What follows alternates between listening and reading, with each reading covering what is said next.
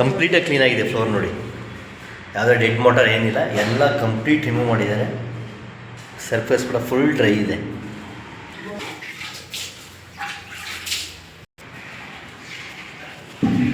ನೋಡಿ ಇಲ್ಲಿ ಕಾಣ್ತಾ ಇದೆಯಲ್ಲ, ಇದು ಡಾಕ್ಟರ್ ಫಿಕ್ಸಿಡ್ ಕಂಪನಿಯಲ್ಲಿ ಪಿಡಿಪಿನ್ 2K ಅಂತೇಳಿ.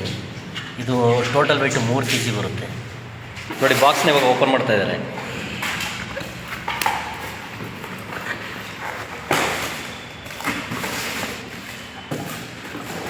ನೋಡಿ ಅದು 1 kg ಲಿಕ್ವಿಡು. ನೋಡಿ ಅದು 2 kg ಸೀಲಿಂಗ್ ಕಂಪೌಂಡು, ಫ್ಲೋರ್ ಮೇಲೆ ಸೀಲ್ ಆಗೋದಕ್ಕೆ.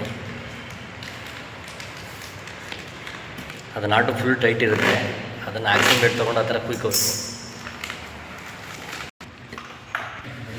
ನೋಡಿ ಹಾಕೋಕ್ಕೂ ಮೊದಲೇ ಆ ಥರ ಫುಲ್ ಮಿಕ್ಸ್ ಆಗಬೇಕು, ಈವನ್ ಕಲರ್ ಬರಬೇಕು ಒಳಗಡೆ, ಫುಲ್ಲು ವೈಟ್ ಬರಬೇಕು, ಮಿಲ್ಕಿ ವೈಟ್ ಬರಬೇಕು ಒಳಗಡೆ. ಅದೆಲ್ಲ ಅರ್ಧ ಹಾಕೋತಾ ಇದ್ದಾರೆ, ಅರ್ಧ ಲೀಟ್ರ್ ಹಾಕೋತಾ ಇದ್ದಾರೆ. 1 ಲೀಟ್ರ್ ಇದೆ ಅದು ಫುಲ್ಲು, ಅರ್ಧ ಲೀಟ್ರ್ ಹಾಕೋತಾರೆ ಸಾಕು. ಮಿಕ್ಸ್ ಮಾಡಪ್ಪ.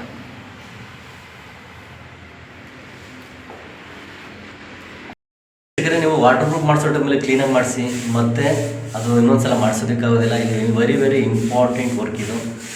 ನೀವು ಫ್ಲೋರಿಂಗ್ ಮಾಡ್ತಿರಲ್ಲ, ಅವಾಗ ಟೈಲ್ಸ್ ಬರುತ್ತೆ, ಸ್ಪೇಸರ್ ಕೊಡ್ತೀನಿ, ಅದರಲ್ಲಿ ಅಪಾಕ್ಸಿ ಫಿಲ್ ಮಾಡ್ಕೋತೀನಿ ಅಂತೇಳಿ ಇದನ್ನು ನೆಗ್ಲೆಕ್ಟ್ ಮಾಡಿದ್ರೆ ಇದನ್ನು ನಿಮಗೆ ಫೇಲ್ ಆಗೋ ಚಾನ್ಸಸ್ ಇರುತ್ತೆ. ಮತ್ತು ಬಾಟಮ್ ಫ್ಲೋರ್ಗಳಲ್ಲಿ ಸೀಪೇಜ್ ಆದಾಗ ನಿಮಗೆ ಸೀಲಿಂಗಲ್ಲಿ ಡ್ಯಾಮ್ಪ್ನೆಸ್ ಬಂದು ರೌಂಡ್ ನಿಮಗೆ ಕಾಣುತ್ತೆ. ಅದು ನೋಡೋದಕ್ಕೆ ಚೆನ್ನಾಗೂ ಇರೋದಿಲ್ಲ, ಒಂಥರ ಅಸಹ್ಯ ಆಗುತ್ತೆ. ಪ್ಲಾಸ್ಟಿಂಗ್ ಬೇಗ ಹಾಳಾಗುತ್ತೆ. ವಾಟರ್ ಪ್ರೂಫಿಂಗ್ ಕಾಂಪೌಂಡಲ್ಲಿ ತುಂಬ ಕಂಪನೀಸ್ಗಳಿದೆ, ಆದರೆ ನಾವು ಇಲ್ಲಿ ಯೂಸ್ ಮಾಡ್ತಾ ಇರ್ತಕ್ಕಂಥ ಕಂಪನಿ ಪಿಡಿಲೈಟ್ 2K ಅಂತೇಳಿ ಡಾಕ್ಟರ್ ಫಿಕ್ಸಿಡ್ ಕಂಪನಿಯಲ್ಲಿ.